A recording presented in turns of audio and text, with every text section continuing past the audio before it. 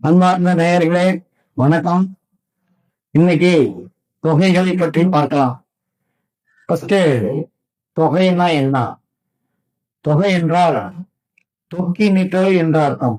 தொக்கி நிற்றல்னா அதாவது ஒரு தொடரில் ஏதாவது ஒன்று மறைந்திருக்கிறது என்ற அர்த்தம். இதுவே தொகையாகும். இந்த தொகை 6 வகைப்படுகிறது.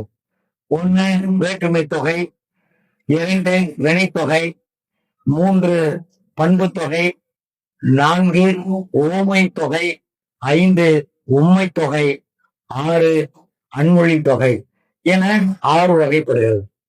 இப்ப வினைத்தொகை அப்படின்னு எடுத்துக்கிட்டோம்னா அந்த வினைத்தொகைக்கான சொல்லி என்ன மறைஞ்சிருக்குது அப்படின்னு தெரிஞ்சுக்க போறோம்.